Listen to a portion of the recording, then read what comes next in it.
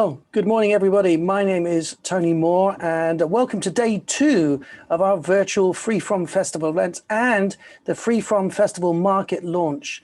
We'd like to say a big thank you to everybody who joined yesterday and helped make day 1 of the event and the launch of the Free From Festival marketplace such an amazing success.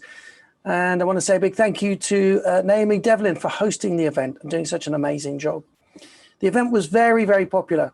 And in fact, so many of you joined that at times the website struggled just a little to keep up. So some of you may have had difficulty in accessing the site or attending some of the live talks or demos.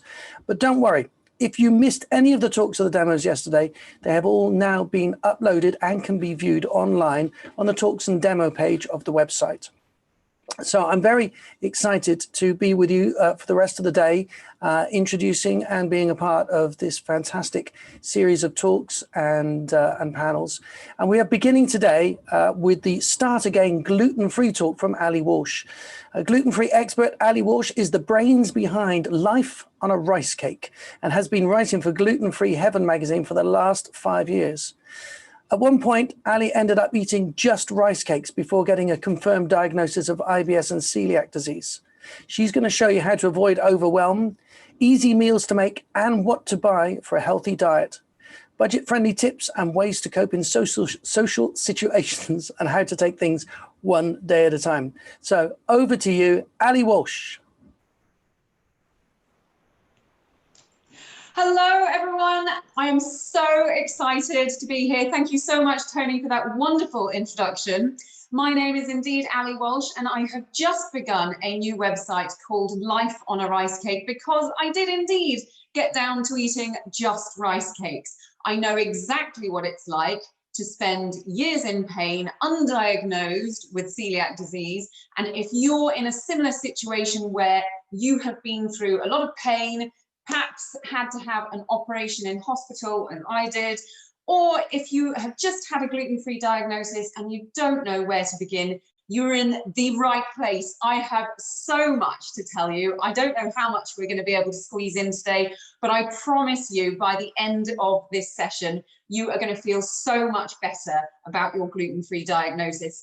Dare I say, you may even be glad that you have your gluten-free diagnosis, because that's where I've ended up. So I will talk you through a little bit of my story. It begins when I was 20 years old and I was actually living in America in a place called Lubbock, which is in Texas. I'd only been there a couple of months, and suddenly I had what I thought were really bad period pains, and they lasted all night, and I had really bad cramping, and this is the TMI part, diarrhea. That word may feature heavily when people are talking about being undiagnosed and celiac, so I'm afraid you're just going to have to get used to that one. Anyway, I had this horrendous night where, again, I just thought it was period pain, and I thought, no, that was way worse than period pain. What was that? But it went away. So I thought nothing more of it until a few months later when the pain happened again, and I thought, well, this is strange. I was in a foreign country, obviously, and things were a bit different there when it came to going and seeing the doctor. I did manage to see a doctor, but only when the pain got so bad that I actually walked out of an exam I was doing, and I went straight to the emergency room.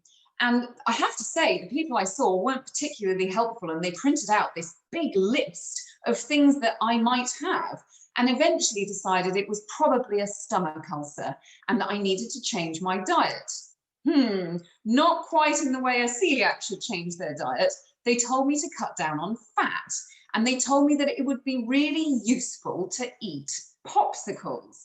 Now, if you're familiar with the American term popsicle, it's basically a frozen ice lolly. So I decided to take up eating lots of frozen ice lollies. But of course, I was still eating gluten. I had it in all sorts of forms. If you've ever been to Texas, you'll know how amazing their cuisine is. Tex-Mex is just utterly delicious. So I put on 20 pounds in weight because that was during a year, by the way. I didn't just do it overnight. And I was having the best time eating this delicious food, except of course, I was also in pain. And it soon became pretty obvious that the stomach ulcer theory wasn't quite right. I then got told I might have cysts on my ovaries and that I would need an operation. And then I moved back to England, and that made things a lot easier because I wasn't having to deal with the insurance side of things that you have to in America. And apologies to anyone who is living in America. I just found it difficult, probably because I was in a guest country. So I came back to England and I went to see the doctor, and the doctor said, if you have cysts on your ovaries, then you might benefit from going on the contraceptive pill. So I went on the pill. And within a few weeks, I was a different person, and not in a good way.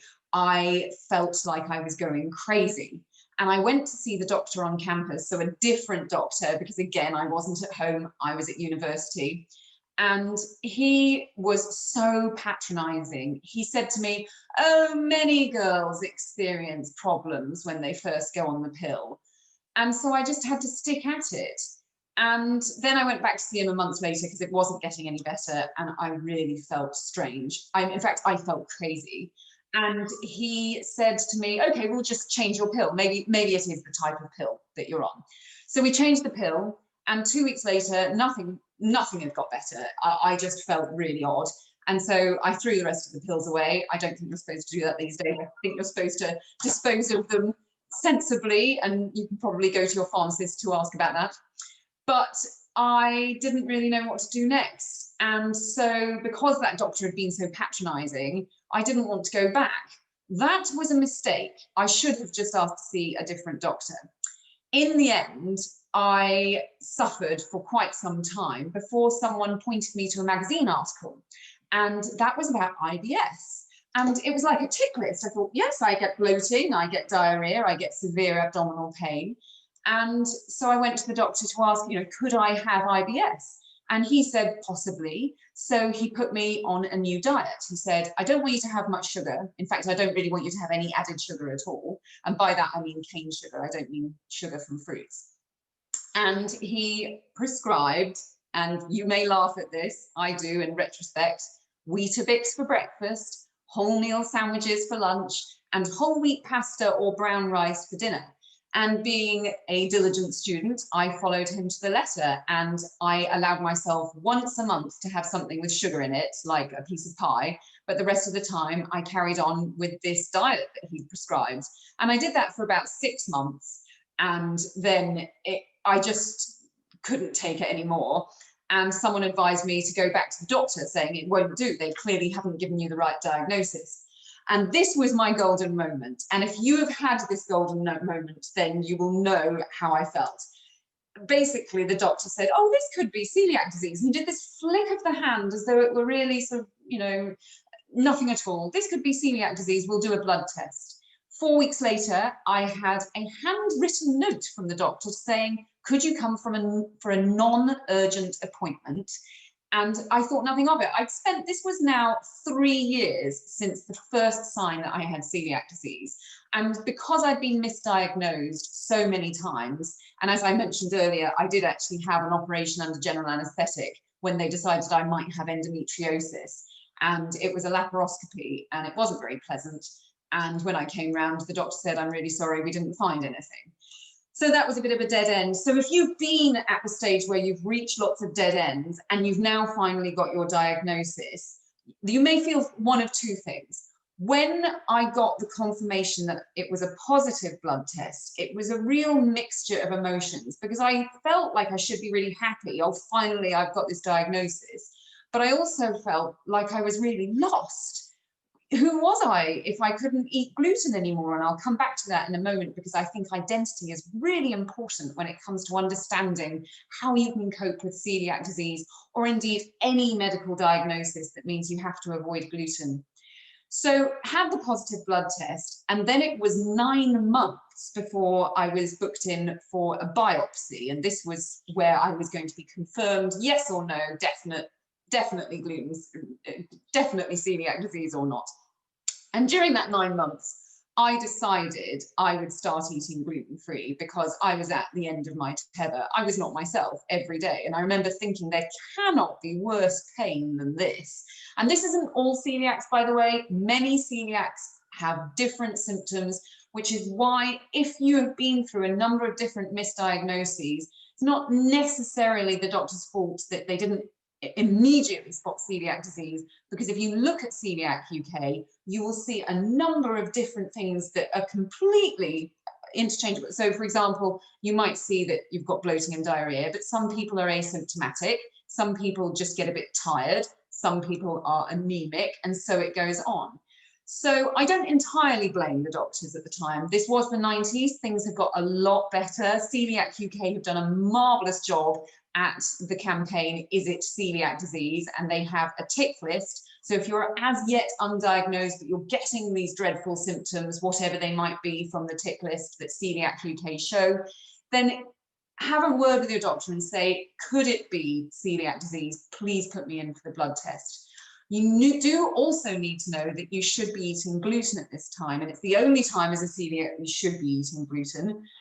And that is because if you go for a biopsy and you haven't been eating gluten, then the biopsy will come back negative, because what the biopsy does is you have a small tube inserted down into your intestine, and it's looking to see if the villi in it, which are finger-like projections, are healthy. In a celiac, they will have shrunk to stubs, because when food is going through, the gluten is attacking the villi, which are absorbing all these nutrients, and it shreds them basically. And it means that one of the reasons that you're getting the diarrhea is because food is just passing straight through you. It's not being absorbed. If you have what they used to refer to as typical symptoms, which is quite severe weight loss, your skin looking really bad. I remember one person describing that they went down to 90 pounds, which really is a very, very small amount for the height that they were, and they looked like an old leather handbag. If that sounds familiar to you, by the way, that was not what I experienced, then you rest assured that once you stop eating gluten, then the villi within about 6 months should grow back to be healthy. So if you go for this endoscopy, then that's the biopsy that you're having. They will take a small snip of the stomach lining, which sounds horrible. The whole procedure only lasts about 2 minutes. So just know that when you go for it. It is certainly not something I would recommend for kicks, but it is something that will or should determine whether you have celiac disease or not, as long as you are eating gluten. And then as soon as you've had that confirmed biopsy with the positive diagnosis, you need to stop eating gluten. For me, what happened was this: I had the blood test, which suggested, yes, I was celiac. And I was so upset about the whole, I don't think I'll be able to eat gluten thing again, that I went to Greg's the baker, and I basically went along the top shelf and I said, I'll have that one, that one, that one, that one, and came out with a load of donuts, cakes, pastries, you name it, and gorged myself. I don't recommend this, by the way, but I think sometimes it's really important to have what I call a pity party for yourself. When you haven't yet got that confirmed celiac diagnosis, but it's a suggestion and you're told you have to keep eating gluten, maybe this is the time to say, well, I love fresh pasta, I love fresh pizza, and I'm going to eat something I really love every day until I have that biopsy, and then I'm going to look at starting again gluten-free, which is why we're here. So assuming that you now have that diagnosis, and most people shouldn't have to wait 9 months for that biopsy. COVID has changed things slightly. I did read on a celiac forum yesterday, someone saying she's been told she's got to wait a year. That is an incredibly long time to wait for a biopsy. What I would suggest here is that you go back to the doctor and you just tell them how utterly miserable you are. When I talk about the kind of pain I had, I thought it was going to be similar to childbirth. And for me, it is exactly the same. So if anyone says to me, oh, aren't you tempted just to have a biscuit every now and then, you know, a normal one with gluten in? No, because since giving birth to 2 children in the last 4 years, I can tell you I never want to go through that kind of pain again.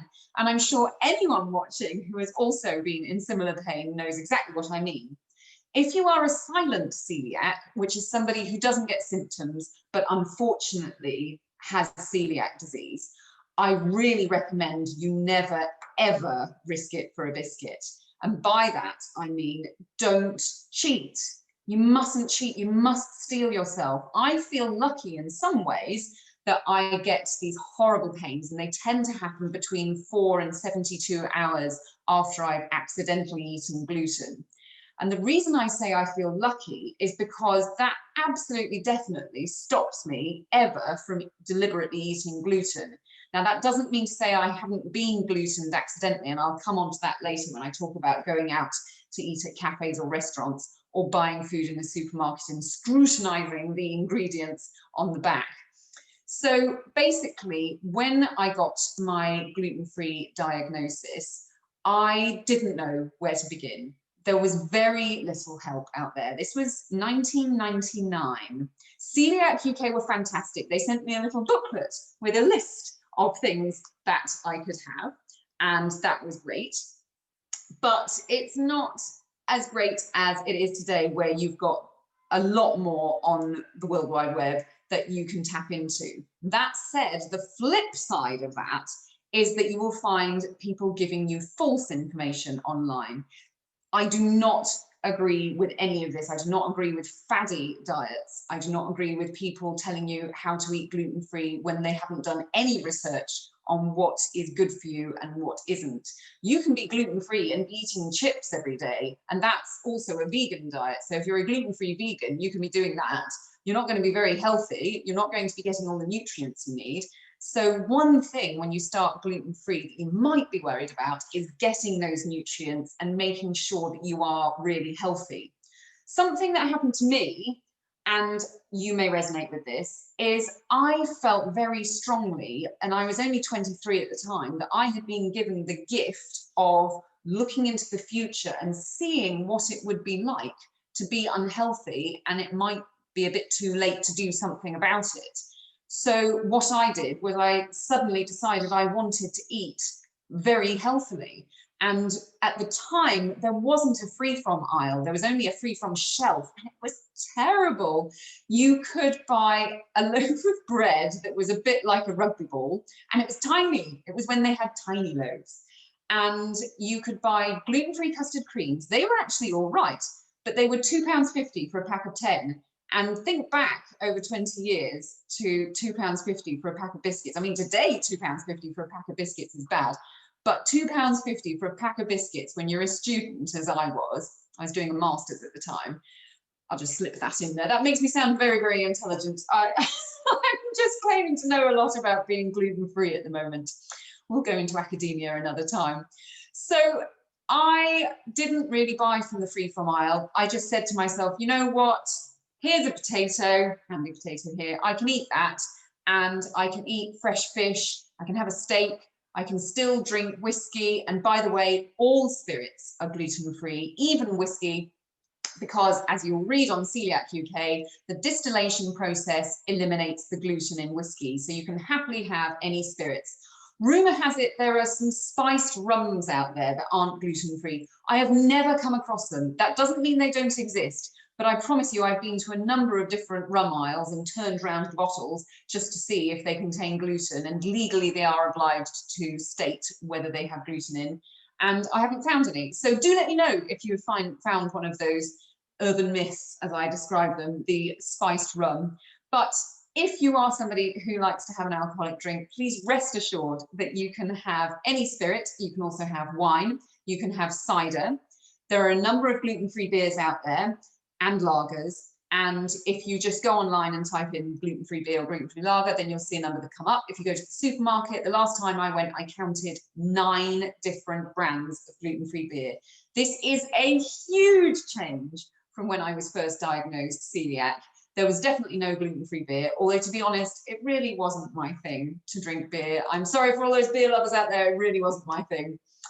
So I wasn't that bothered about it, but I was bothered about trying to live a normal lifestyle. And I think one of the things that is really important when you're first diagnosed is to understand what forms you as an identity and how not consuming gluten will affect that.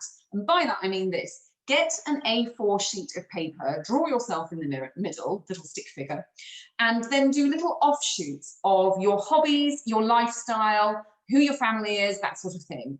And for me, it would be, for example, I have 2 small children. I have a husband. We live in Bristol, and I might put down my transport to work. For example, if you're taking the train, it might be that you're often reliant on buying buffet food.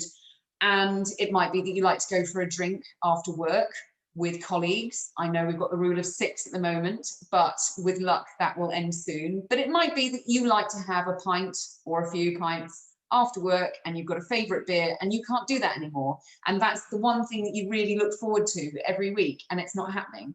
And you mustn't say to yourself, oh, well, that doesn't matter, I'll just do something else. It does matter that you've lost that. So yes, it's great to get to the stage where you say, okay, I'm now going to do something else. I will have a pint of cider instead, or I'll have a gluten-free beer, or I'm just going to not do that experience for a while so that I don't do the comparison thing of, well, I really liked having that beer and now I'm having a gluten-free beer that doesn't quite do it for me. It's up to you how you deal with it, but you mustn't say to yourself, oh, it's just gluten.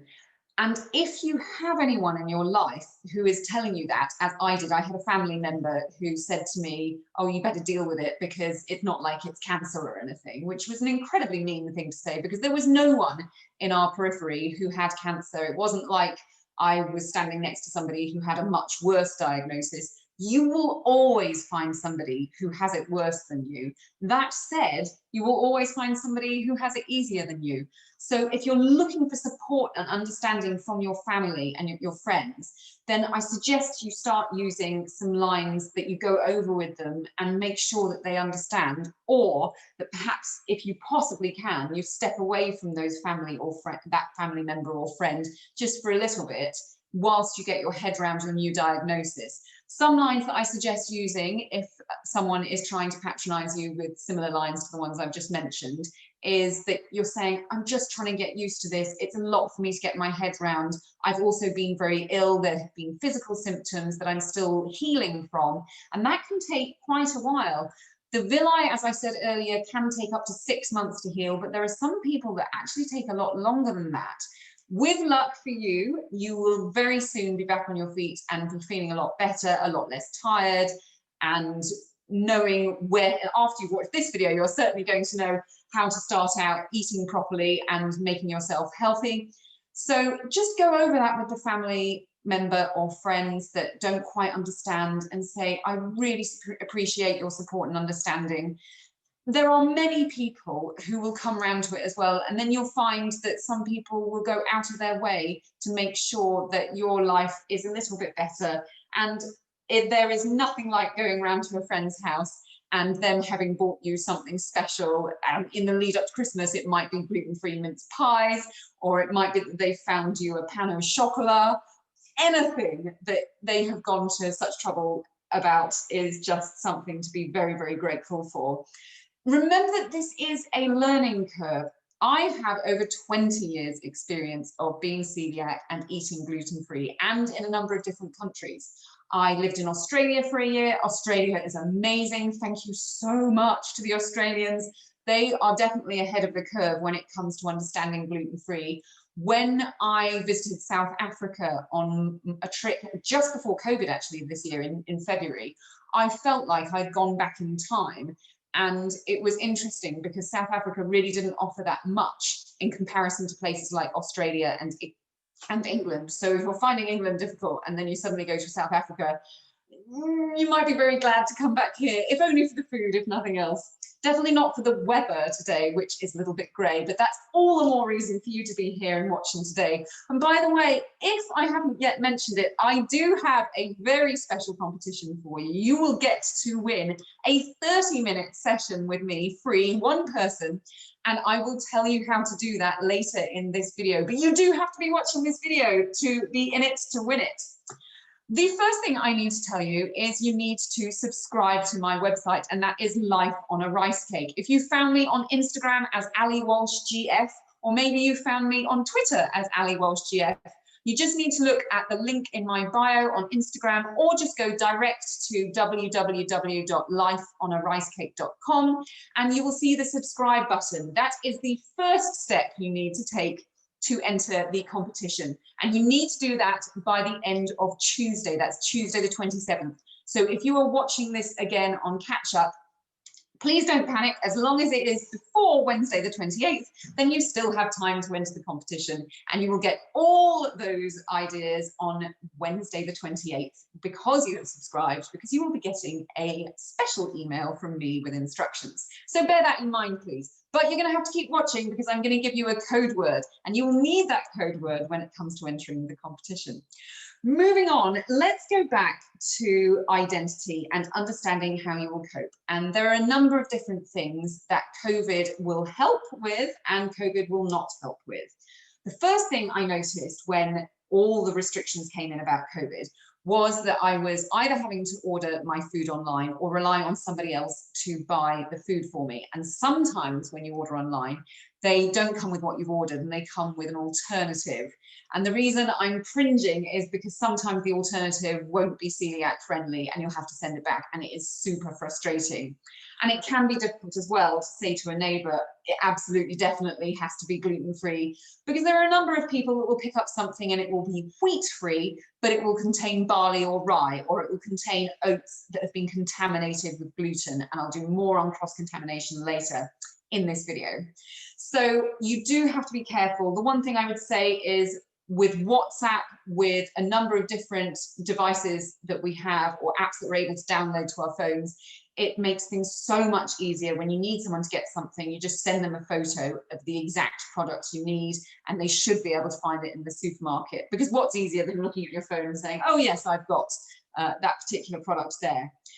If you look for the crossed grain symbol with the words gluten-free, then you are safe there again, because it would have been approved by Celiac UK. They are the go-to people when it comes to understanding what is safe for celiacs or anyone who can't have gluten.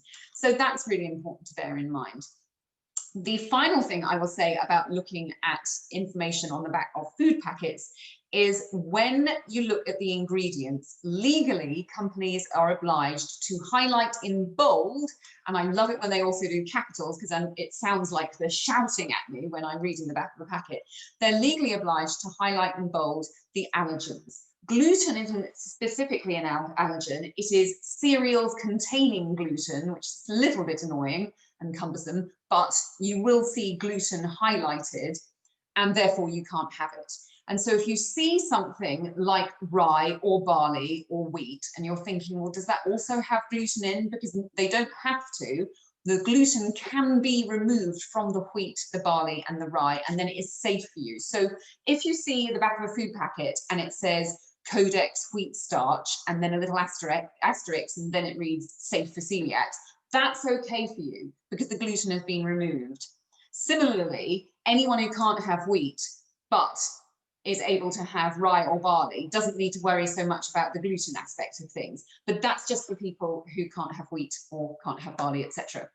So when you're looking at food packets, please, please, please don't get overwhelmed. One of the things you can do, especially during COVID, is go online to Sainsbury's, Asda, Tesco, whoever it is you buy from, and type in gluten-free or free from. This is the Free From Food Festival, so free from is the word of the day. And you will see a massive number of foods come up, and they come up in 3 sections. The first section is in the bakery aisle, if you will, or the separate free from bakery aisle, and there are so many things that you can buy.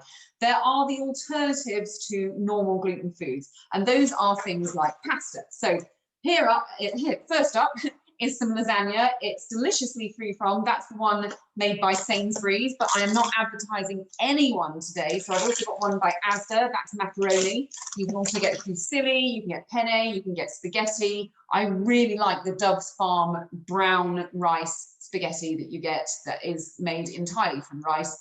That tastes really good and has a little bit more fibre in than the regular pasta. One of the reasons you need to get a high fibre diet if you are celiac is it's very easy not to get enough fibre in your diet. As I discovered over a number of years, and I ended up actually having an operation. I won't tell you too much about that operation, but if you're dying to know what happens to me, another general anaesthetic, then you can go to Gluten-Free Heaven magazine and you can see that I've written a number of articles for them, and if you type in Ali Walsh fibre, up will come my experience in hospital and why I didn't actually need it. And the reason I didn't need it is because if somebody had said to me when I was 23 years old, you should get more fiber in your diet, I would have done it, but I didn't know how. And there are lots and lots of ways to do that. So if you're eating things like the humble spud, there's a certain amount of fiber in a potato, and that's pretty good if you eat the skin.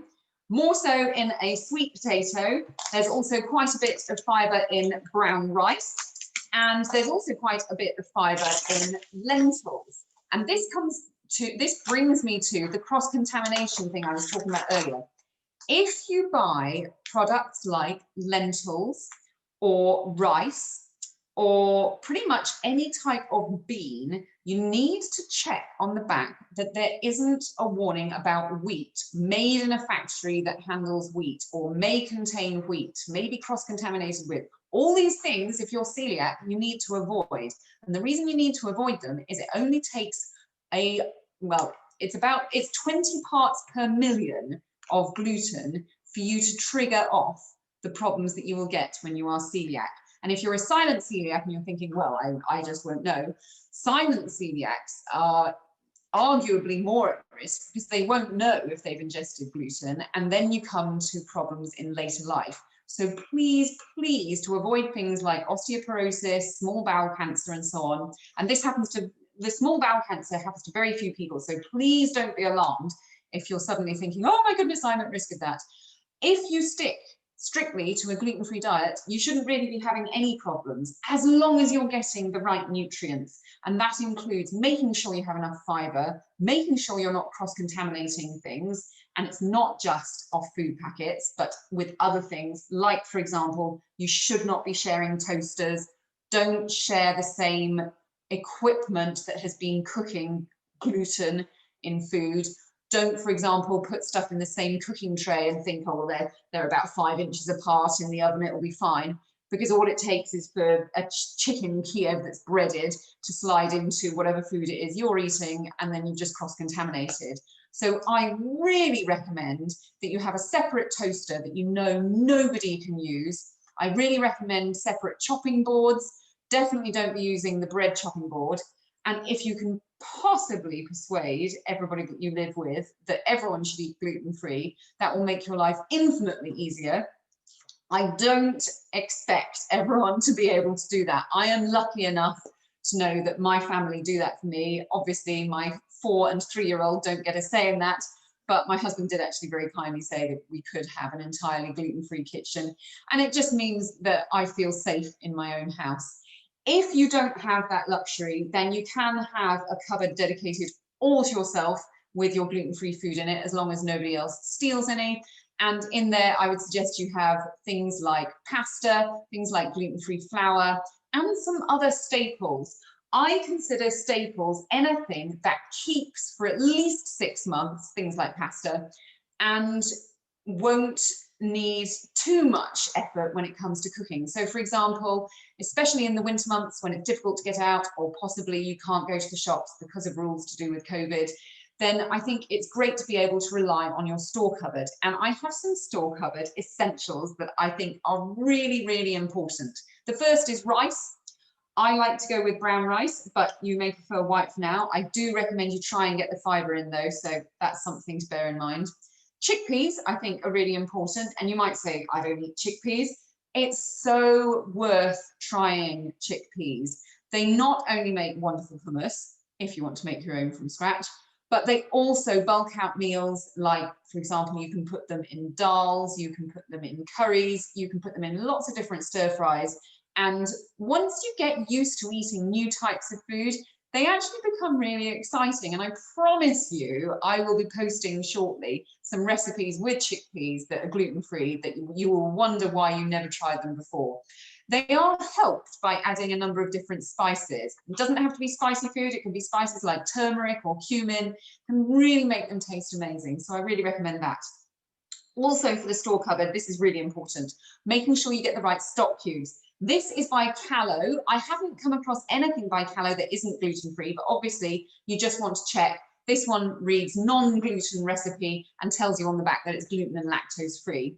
OXO have started doing gluten-free. Not all OXO brands, not all brands of Stock Cube are gluten-free, and OXO did not start out gluten-free. So just make sure that you can see that little tick on the back that reads gluten-free. In fact, on the front, they've got it even bigger as well. And there are lots of different Stock Cubes that you can go for. Just make sure you don't ruin all your hard work when it comes to making something lovely like a shepherd's pie by putting in the wrong Stock Cube. So what I would suggest is you just start buying gluten-free Stock Cubes, even if your family or your housemates don't eat everything gluten-free. I also recommend that you make sure you get brands that are not cross-contaminated. So when I said you've got to be careful about lentils, I have not been into a supermarket yet that sells, and by supermarket I mean things like Tesco, Sainsbury's, Waitrose and so on, that sells naturally gluten-free lentils. I've got some here from Holland and Barrett, but if you buy canned lentils, you can get them from the supermarkets. You can also find in places like Aldi and Lidl naturally gluten-free things like quinoa. If you go to the big supermarkets that aren't the budget supermarkets, they tend not to be gluten-free. So just watch out for that. And earlier I mentioned rice. Pudding rice is often not gluten-free because it has cross-contamination. That makes me so mad when I see that, because I think pudding rice should be gluten-free. So if you're trying to make a rice pudding, just buy sushi rice. I haven't come across yet a sushi rice that isn't naturally gluten-free. Just check the back of the packet. If you're looking for buckwheat flour, Clear Spring is a wonderful brand. By the way, these are not ads. I'm not doing ads for anyone in this particular gluten-free talk. I just happen to like everything that I'm showing you. So Clear Spring's really good. Hallow do a really good cereal, a puffed rice cereal.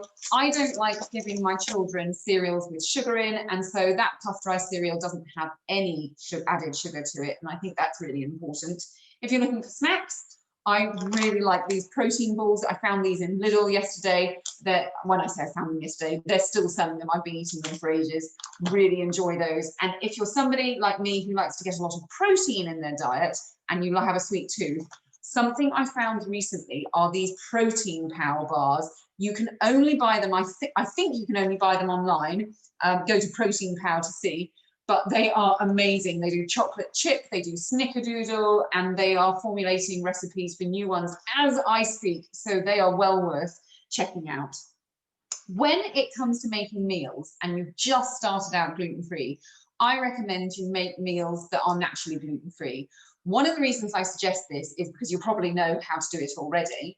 And the second thing is, you won't be playing that comparison game. You won't be saying, oh, it doesn't taste like the lasagna I used to make with normal pasta. So things I recommend are things like, well, easy steak and potatoes.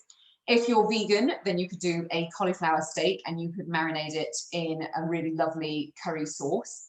And my top tip, if you like going for a curry, and most curries are naturally gluten-free, just make sure you check when you're going to eat out or you're getting that takeaway, is when you eat your curry, or when I eat a curry, there tends to be quite a bit of curry sauce left over. Keep that.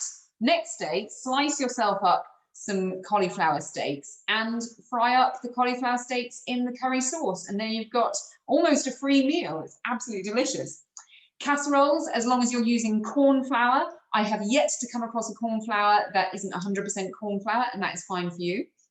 I suggest doing baked fish. So for example, doing a little salmon parcel, maybe with a chili and some grated ginger and some coriander. That is absolutely delicious. I mentioned shepherd's pie earlier, cottage pie, absolutely delicious, really good warming food on what will be winter nights coming soon.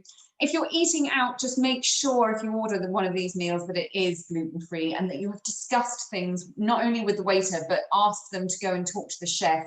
Sometimes chefs get customers who are fad-eat gluten-free. So they're people who just think that gluten-free will be healthier for them, but they can actually eat gluten. And they get a little bit annoyed by that. So just make sure that the chef understands you have celiac disease. Go over it again and again. It is far better for the waiter and the chef to think, oh, there's that annoying woman who's in again talking about gluten, than for them to misunderstand and get your food wrong.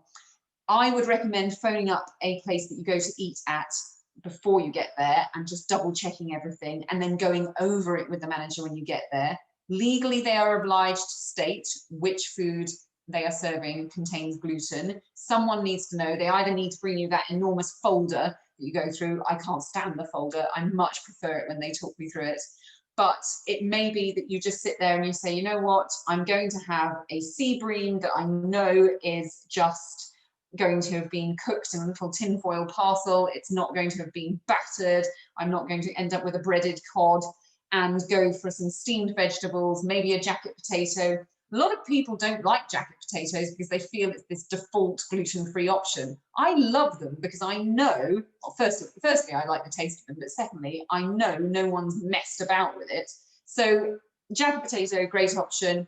If you've gone for baked beans, just make sure that they are a brand like Heinz, which are gluten-free, and check with the staff. Sometimes staff are kind enough to come out with a tin and show you that they are gluten-free. I certainly had that experience when I was in hospital after I'd given birth. They were amazing. They had a lot more gluten-free options than I thought they would. So that was a good experience. And one thing I would say, I haven't really touched upon children yet. If it's children that you have in your family or a child who needs to eat gluten-free and either the other children don't or you don't, and you don't really know much about it, in your store cupboard, keep things like Alpro soya. These are also vegan, dairy-free, egg-free. They're pretty much everything free, except I think they may contain soya. Yes, here we are, soya beans. The reason these are so great, as I said earlier, if you have stuff in your store cupboard that keeps for months, then you can just get these out when you need to, and it's an instant pudding. Chop some banana in and you've got banana custard. You don't have to get the chocolate ones, but I do like chocolate, so that's a bit of a treat for me. And if you have children, what I would say is, my son started school this year and the school dinners menu has come with allergen information on it. They have got all the different allergens listed. So if he had a problem with gluten, I could navigate that menu and decide, right, he can have that, that, and that, and maybe on other days give him packed lunch. You may feel safer if your child has packed lunch. Just make sure that they know not to swap with other kids or to let kids touch their food. I like to buy in individual things like little individual cheeses. That's a great thing to pop in a packed lunch. And lots of fresh fruit, that's great. Raisins, you can get little individual packets of those, that's fantastic. And one thing I would say for lunches is, please don't feel you have to have a gluten-free sandwich. Something I did yesterday was I cooked too much rice. And so the leftover rice will make a delicious lunch mixed in with some mustard and some yogurt and maybe a little bit of spices and a can of tuna, because you can still have things like canned tuna. Just check the side of anything that you buy and make sure that that magic word gluten-free is there, or that the horror word contains gluten. Two horror words contains gluten isn't there. I like to add sweet corn. I like to eat lots of fresh spinach, and basically just have a really varied diet. And if you want to know more about that, please check out my website, www.lifeonaricecake.com, because I have so many blog posts about what you can eat if you're gluten-free and what is suitable if you need maybe a high fiber diet. I worked with a nutritionist on an article in Gluten-Free Heaven magazine called, I think it was something to do with IBS and the gut reset. So if you also have IBS, it's really worth checking out that. You can go for hypnotherapy and work out issues with IBS. And so if you're on a low FODMAP diet and you're thinking, I don't really want to be on this forever, it may be that you can see a hypnotherapist about that. And I can give you recommendations for a hypnotherapist if you would like one.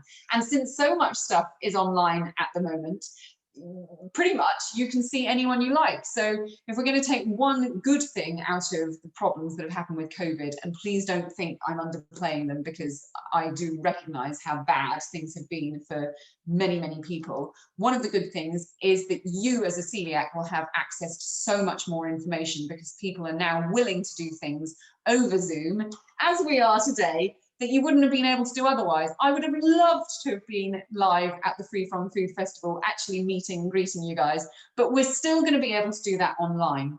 So I promised you a code word. When you subscribe to my website, Life on a Rice Cake, you need to use the code word peaches for the competition that will come out to you on Wednesday. That is Wednesday, the 28th of October. So you still have a number of days, if you're watching this on catch up, to make sure that you subscribe. And the reason I'm giving you the code word peaches is because I want this competition only to be available to people who have watched this particular video. And the prize is going to be 30 minutes consultation with me via Zoom or telephone if you prefer not to be looking at yourself on camera. And we will be going through what will make your life better as a celiac, or indeed somebody who just has to avoid gluten. And I promise you, I will be giving you so much advice. You will go away so motivated and happy that you have got a way to start out and feel that life is not as overwhelming as it might have been. So I've given you some tips on easy meals to make, such as frying up a steak and putting some potatoes with it. I've given you the advice on how to talk to other people, friends and family. One thing I would say is don't be afraid, if you are able to go around to somebody else's house, to say, I'm really sorry, I'm so new to this at the moment, I prefer to bring my own food. No one should have a problem with that. If they are a true friend, or if they are a family member who is really understanding, they should understand that you are going through something new and you just need to get your head around it. After a while, there'll be people you learn to trust. And of course, you can always have a cup of tea. So that is a great way of bonding with people. Don't we English love cups of tea? Or indeed in other countries, if you're watching from other places, welcome to you as well. So my takeaway for you today is please take one day at a time. It is so easy to look into the future and start thinking, but this is going to happen, but that is going to happen. And that's one of the things that I did when I was newly diagnosed. And it really isn't helpful. I decided when I was newly diagnosed that I was going to go bald because alopecia is an autoimmune disease, just like celiac disease. And that wasn't helpful. And it was utterly ridiculous, as you can see, because I still have a full head of hair, and I'm hoping I still will tomorrow. And there are other autoimmune diseases like diabetes and so on that sometimes go hand in hand with celiac disease, but the percentages are quite low. Now we're getting, I'm getting some things coming up on my screen.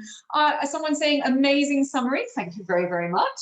Have you got any other questions for me? Because I've been talking now for well over 45 minutes and I'm really keen to know what questions you have for me. So I'm hoping Tony will come back shortly and ask me those questions. Until he does, I will go over a few last top tips.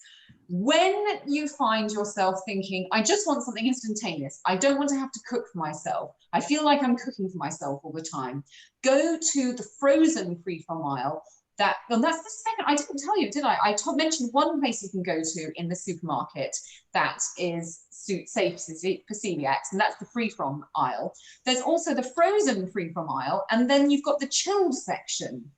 Bear in mind that not everything is gluten-free. It's just free from something. So always look for that gluten-free symbol, either the cross-grain symbol, or look for the words gluten-free.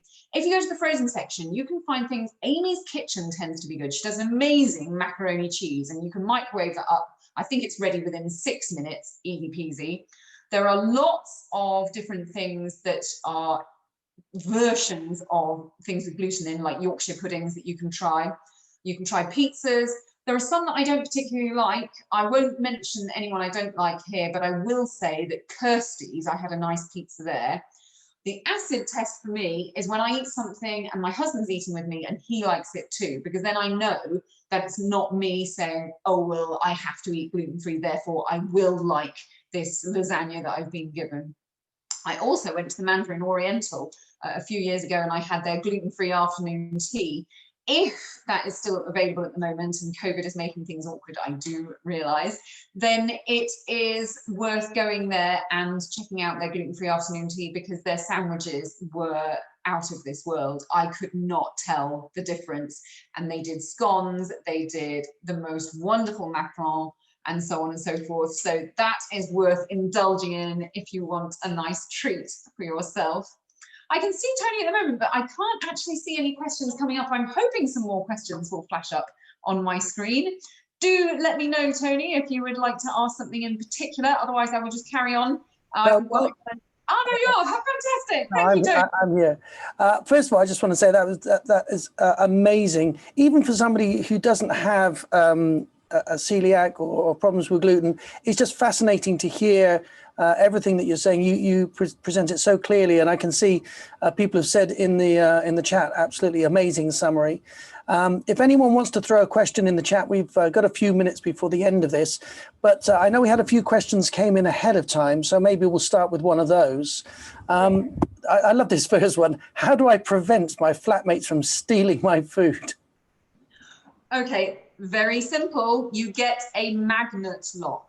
If you go on Amazon or any other search engine, you can type in magnet locks. They aren't very easy to fit, but they are very easy to use, because without the magnet, you can't open that cupboard. Oh, I've never heard of a magnet lock.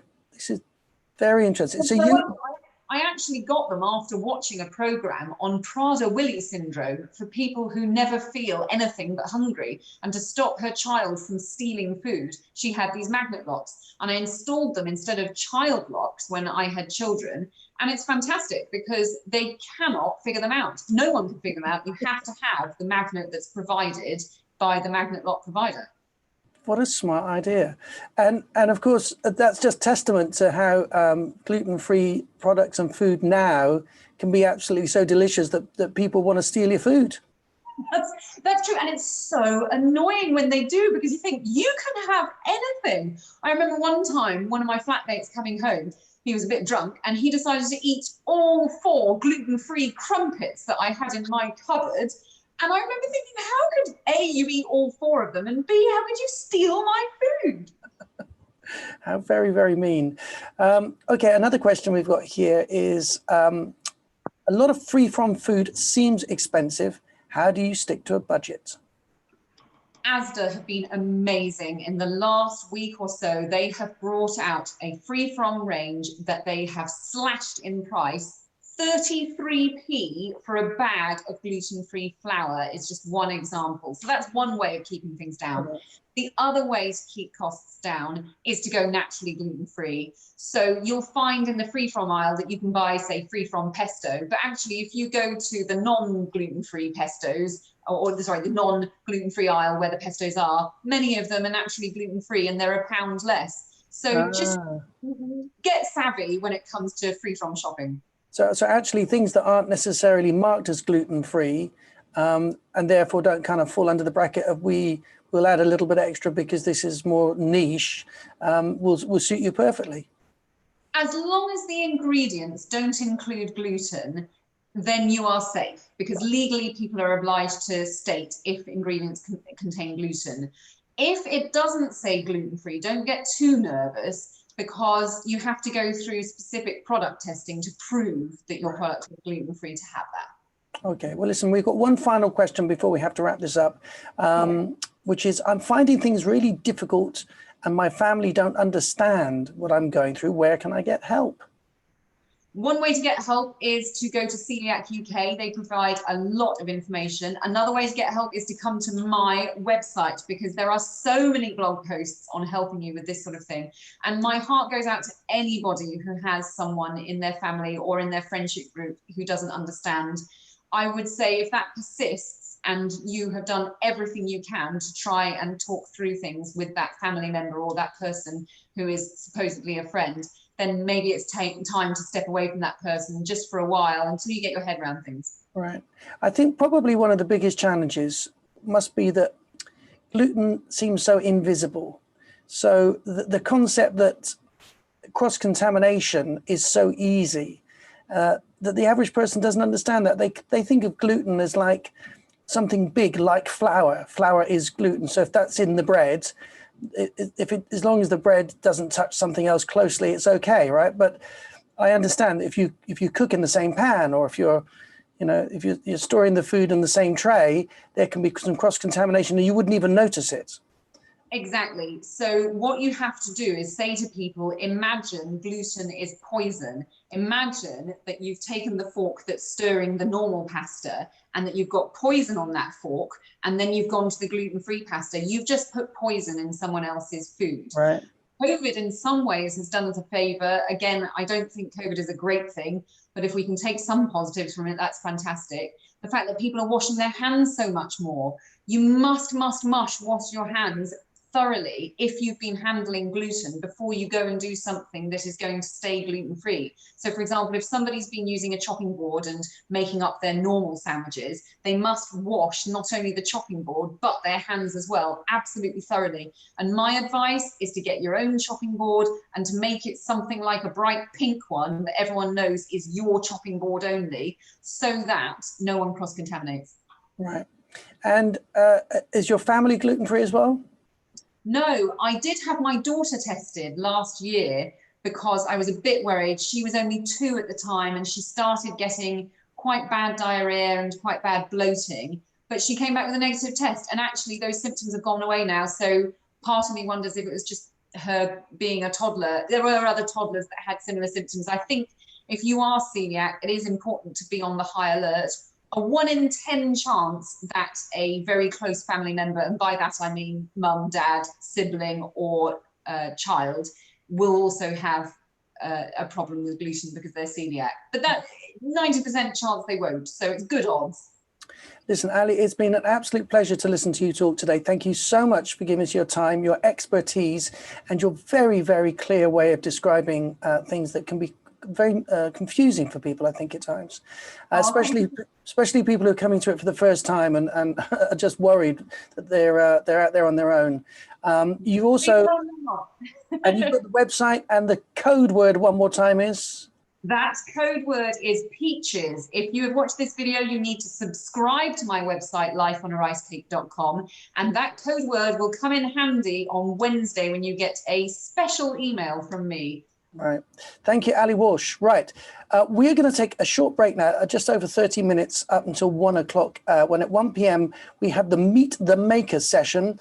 And this is with the founders of True, Think Tea, I'm not sure how to pronounce this, Cruate, C-R-U, and then the number 8, and Leggero. The founders of these amazing brands will join us live to share their story, introduce their products, and give a sneak peek of their plans for the future. You will also get the opportunity to ask questions from the founders at the end. And you can put questions in the chat room. So that's coming up at 1 p.m. So in the meantime, have a little break, and we will see you in just about half an hour's time, 30 minutes time. Bye.